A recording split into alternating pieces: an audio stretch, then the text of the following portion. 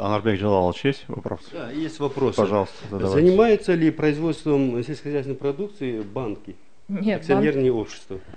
банки не занимаются производством сельскохозяйственной продукции, точно так же, как они не могут осуществлять какие-то риэлторские сделки, да, то есть у банка очень много, например, прочего недвижимости, может быть, которую он получил в результате того, что заемщик не смог погасить кредит, и, ну, как бы банк обратил взыскание на заложенное имущество, и вот это вот очень большой пласт недвижимого имущества может у банка быть, да. Но мы запрещаем, не то, что мы запрещаем, закон запрещает им осуществлять вот такую вот сопряженную с банковской деятельностью сделки, или, ну, как бы не сделки, а операции, да, потому что банк — это специальный орган, который может осуществлять только ту деятельность, которая указана у них в банковской лицензии. Это прием депозитов, выдача кредитов, расчетно-кассовое обслуживание, выдача банковских гарантий, ну и те операции, которые указаны у него в лицензии и предусмотрены в нашем законе. Спасибо. Да, банки не могут осуществлять деятельность вне, за пределами лицензии. Земли относятся к товару? Земля является ли товаром?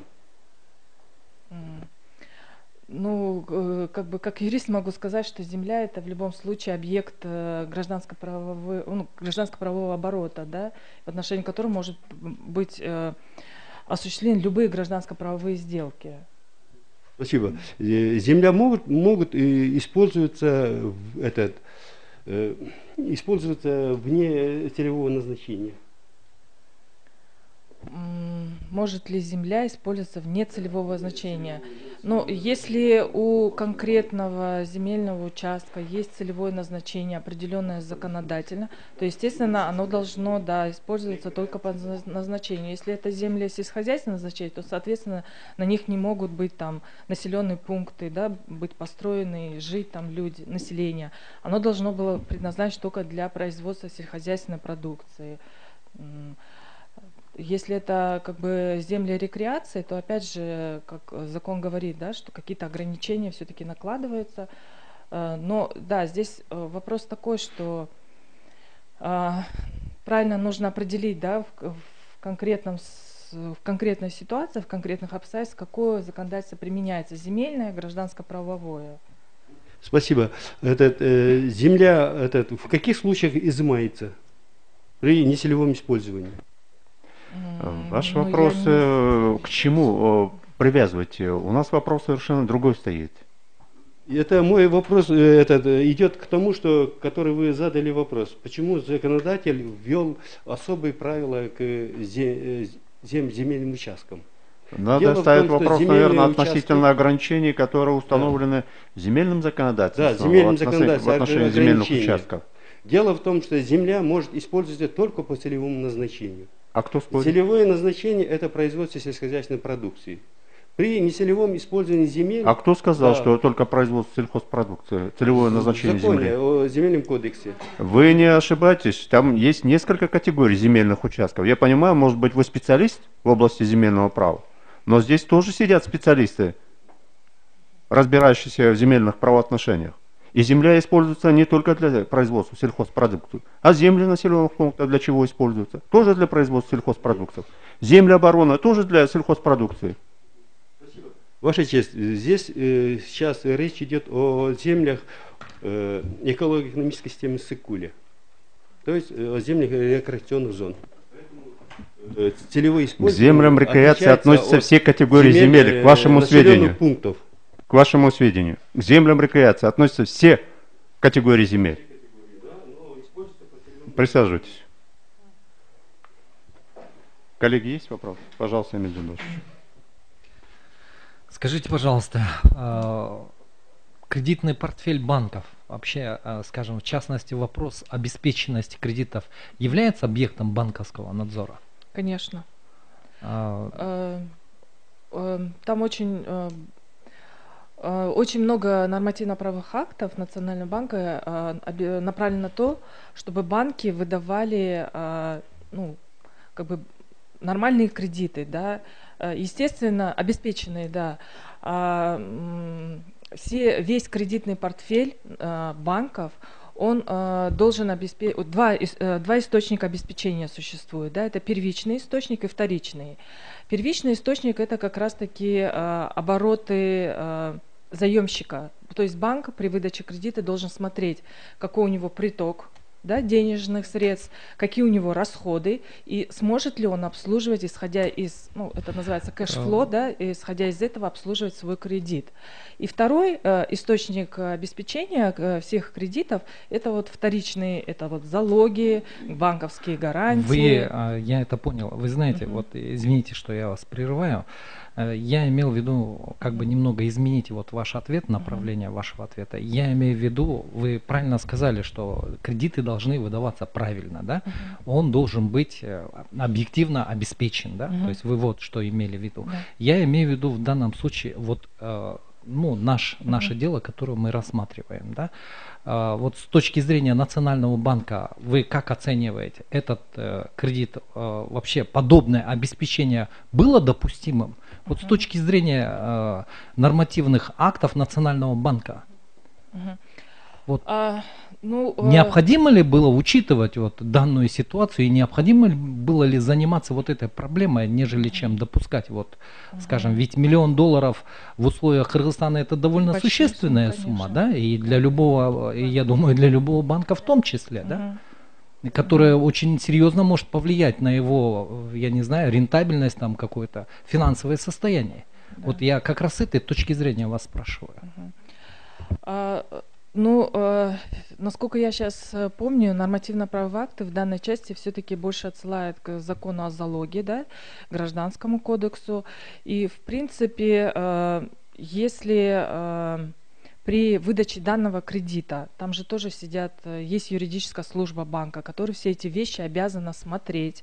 И если в законе о залоге не было ограничений, и каким-то образом заинтересованы, что выдать этот на самом кредит, деле понимаете? же залог тоже же был зарегистрирован государственной регистрационной службой на тот момент, потому что любая сделка с недвижимостью подлежит регистрации в государственном регистрационном органе. Значит, все это формальности было соблюдены, да. все формальности. Но как вы считаете, как представитель Национального банка, который осуществляет надзор над деятельностью коммерческих банков, в данном случае вот обеспечение является, ну, как вам сказать, он повышает риск в данном случае или не повышает риск вот в проведении этой операции вообще? И кто должен был заниматься этой проблемой вообще? Ведь проблема-то не первый день существует. Ну, вы знаете, на самом деле я, наверное, не смогу как бы свою прям четкую позицию по данному спору выяснить, потому что я не ознакомлюсь с материалами дела, да. Для того, чтобы вот как бы как представитель Национального банка официально дать какой-то свой ответ, мне прежде всего нужно было бы ознакомиться с материалами дела, да. Но в любом случае, если все формальности были соблюдены, ограничений в законодательстве на прием в залог данного земельного участка не было, что подтверждается госрегистрация в ГРС, да, опять же, этого залога, то кредит вполне обеспечен. Да, может быть, какие-то есть споры, но эти споры должны решаться вот в судебном порядке. Суд должен сказать. Ну, я думаю, что для банка это была нормальная ситуация. Ну, предварительно могу так сказать. Я тоже в продолжение этого вопроса. Вообще наличие ограничений, о которых мы с вами говорим, именно на земельные участки или недвижимость, да, которая стоит на земле, те ограничения, которые на сегодняшний день существуют, что банки не могут, если имеют иностранное участие, быть собственниками недвижимого имущества непосредственно на земельные участки. Это каким-то образом ограничивает деятельность, ну, повышает риски банка для выдачи каких-то кредитных ресурсов или нет? Я думаю, что да, повышаются риски. Понятно. Скажите, пожалуйста, вот вы сказали, что в соответствии с банковским законодательством залоговое имущество, полученное на счет погашения кредитных средств, должно быть отчуждено в течение 3 лет. Если в течение 3 лет не производится отчуждение, какие-либо санкции в отношении банков применяются или нет? Да, конечно. Какие? Мы как орган надзора имеем очень большой пласт мер воздействия, который мы применяем к банкам. Ну, Вот какая конкретная мера воздействия, это у нас определяет наш надзорный блок вместе с куратором, который является заместителем председателя, да, с учетом конкретных обстоятельств дела. У нас меры воздействия могут быть от предписания, то есть направляется официальное предписание Национального банка, в котором говорится, что банк в такой-то срок произведите отчуждение этого имущества, либо же мы можем вплоть до штрафов в отношении как самого банка, так и в отношении виновных должностных лиц банка. Хорошо, Назгуль Распековна, а если банк в течение 3 лет не сможет или не может произвести отчуждение, не по своей вине, может быть, объект не очень привлекательный, как в этом случае? Действия, каковы в этом случае действия Национального банка в отношении банка, который удерживает залоговое имущество? Да, конечно, будет организована встреча с председателем данного коммерческого банка, будет будет проведено собеседование, да, определены причины, по которым банк не смог, потому что все-таки 3-летний срок это достаточно срок для того, чтобы банк совершил все свои действия в соответствии с данным положением и с законом. И можно я еще немножко добавлю? Просто банк в реальной жизни, он сам заинтересован быстрее продать это имущество, потому что любое недвижимое имущество, оно несет в себе расходы содержания. Это охрана, коммунальные услуги, любые другие какие-то расходы, которые банк будет несет. И банк, в принципе, не заинтересован держать дольше данного срока. Хорошо, Назгуль Распековна, в рамках надзорных функций Национального банка часто ли встречались такие случаи, когда залоговое имущество не удерживалось у банков более чем на 3 года? Я не смогу ответить на этот вопрос, потому что я не занимаюсь вот этими надзорными вопросами. Вот если наш надзорный блок, наверное, смогли бы ответить. У меня нету такой информации. Хорошо, следующий вопрос. Вы из ответа представителя ГРЭИСа услышали, что действительно есть правовой пробел в части перехода права собственности заложенного имущества к банкам. И в этой связи, хотя в законе о залоге нету никаких ограничений в части получения залога земельного участка, находящегося на территории Иссык-Кульской области, и в законе о особой экономическом зоне Иссык-Куль тоже нету ограничений в части передачи в залог этого имущества, то вы в последующем как-то планируете отрегулировать этот вопрос? Вы знаете, сейчас очень тоже большой вопрос, как распространить банковские услуги в регионах, да, потому что банки, учитывая некоторые объективные обстоятельства, не очень охотно идут в регионы. И поэтому, если здесь надо очень взвешенно подходить к данному вопросу, да, мы должны будем его изучить, потому что если, естественно, если это будут какие-то законодательные ограничения, то ни один банк, конечно, не пойдет на то, чтобы выдавать кредит в регионах и, соответственно, брать, может быть, он будет там в регионах выдавать кредит, но, опять же, залог он будет требовать какие-то объекты, те же самые земельные участки, которые не будут подпадать под эти объекты, да, с ограничениями. Естественно, но все будет, естественно, Национальный банк очень отслеживает, да, вот и практику, потому что банковская сфера, она очень чувствительна к разного рода вот таким вот ограничениям, и если эти решения, которые будут сегодня будет принято Конституционной палатой, да, по данному вопросу. Потом еще, может быть, соберемся с коммерческими банками, будем обсуждать этот вопрос, как они это все тоже видят. Пока что вот это был первый случай у нас. До этого не было таких случаев? На моей памяти таких вопросов банки не ставили. Я, конечно, с банками напрямую не имею права иметь дело, да, я все-таки через банковский надзор должна, если у меня какие-то вопросы, я обращаюсь к банковскому надзору, они мой запрос переадресуют и уже потом передают мне. Поэтому, может быть, у меня такой информации просто нету. Хорошо, спасибо. Присаживайтесь.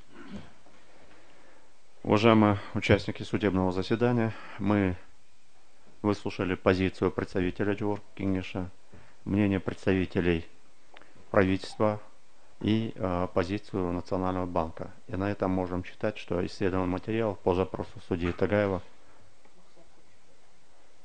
У вас есть дополнение? Максат Гульчарович, пожалуйста, тогда к трибуне. К трибуне. Уважаемый суд, сейчас было высказано вот представителя ГРС, что есть правовой пробел, да? Я бы как представитель правительства, и поскольку вот вопросами земельных отношений согласно Земельного кодекса ведет правительство, и согласно положению о Министерстве юстиции политику в области земельных отношений ведет Министерство юстиции, я бы хотел вот высказать мнение. Я бы сказал, что пробела в земельном законодательстве нету. В статье 1 в пункте 11 вот четко урегулировано, ясно урегулировано. Поэтому я бы хотел попросить вот сохранить концепцию, изложенной в Земельном кодексе. Спасибо. Сейчас тогда, подождите, тогда надо нам уточниться, потому что Токтусунов Джашлык Турдалевич тоже выступает как представитель правительства. И в ваших доверенностях не указано о том, что кто-либо из вас имеет превалирующее мнение по данному вопросу. В данном случае вы говорите о том, что нету каких-либо правовых пробелов в части возможности перехода права собственности на залоговое имущество, в качестве которого выступает земельный участок, тогда как представитель ГРС, выступающий от имени правительства, говорит о том, что есть все-таки правовой пробел на временное обладание земельным участком, который выступает в качестве залогового объекта. Земельное законодательство, я в своем выступлении отметил, да, четко урегулировал механизм и процедуры судьбы земельного участка, который перешел в собственность банковского учреждения, то есть процедуру отчуждения через определенное время. И, тем не менее, закон о залоге также урегулировал эти вопросы. Хорошо, тогда возникает вопрос, Максат Гульчарович. В какой части? Тогда если земельный участок выступает в качестве объекта залога, каким образом банку оформлять право обладания на этим земельным участком для последующего отчуждения в сроки, которые установлены банковским законодательством? Каким образом? Да, там представитель ГРС сказал, что есть понятие аналогия права, необходимо применить аналогию права. Но аналогия права – это крайняя мера, когда нет правового регулирования. Да, да. Это крайняя мера. Для того, чтобы как-то восполнить правовой вакуум, есть такой механизм. Но он не всегда применим, поскольку многие боятся применять этот механизм ввиду возможной ответственности за применение нормы, которая напрямую нету, например, в Земельном кодексе, в законе о залоге, в банковском законодательстве и в законе об экономической зоне ИСЭКУЛЬ. Поэтому мне не совсем понятна ваша позиция, Максат Гульчарович. Моя позиция, я попросил вот сохранить концепцию, изложенную в Земельном кодексе. Пожалуйста, Эмиль Зюдович. Вы, исходя из вашего выступления, считаете, что проблемы вообще нет, что все вопросы урегулированы, да? И вы считаете, что данная ситуация так и должна сохраняться? Закон, проблема... в частности, вот как выступил представитель ГРС, да, что закон о залоге не запрещает, и, в общем-то, оснований для того, чтобы запретить, тоже нету, да? В то же время дальнейшие какие-то действия для того, чтобы, ну, завершить вот эти отношения. Эмиль Джудович, я просто вас, если правильно понял, вы предполагаете, что нельзя менять статью 1, пункт 11, где определены категории для отнесения к иностранным юридическим лицам. Вы вот это имеете в виду. Да. Но в части наличия пробела вы это все-таки не отвергаете.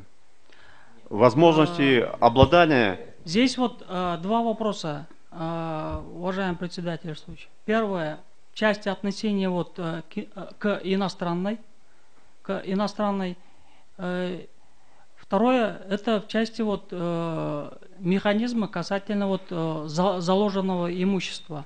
Хорошо. Заложенного имущества. Понятно ваша Если позиция. вот здесь проблема возникла в части вот заложенного имущества. Заложенного имущества. Применительно вот к иностранному юридическому лицу. Судья межрайонного суда судьей ставится вопрос: иностранное юридическое лицо или нет. Для этого судье, я сказал в своем выступлении, надо было направить запрос в общество, получить реестр акционеров. В каком количестве, процентном соотношении имеются акционеры. От этого можно было и получил бы ответ, от этого уже дальше видно было бы механизмы. Анарбек, говорю, Махсат Гульчурович, он это сделал. Он получил реестр акционеров и пришел к выводу, что по земельному законодательству он является иностранным юридическим лицом. Да. Поэтому и обратился в Конституционную палату. Да, действительно, он ставит вопрос вообще о конституционности признания юридического лица, зарегистрированного по законодательству Кыргызской республики, иностранным юридическим лицом. В этой части мы ответим на этот вопрос. Присаживайтесь. У вас дополнение?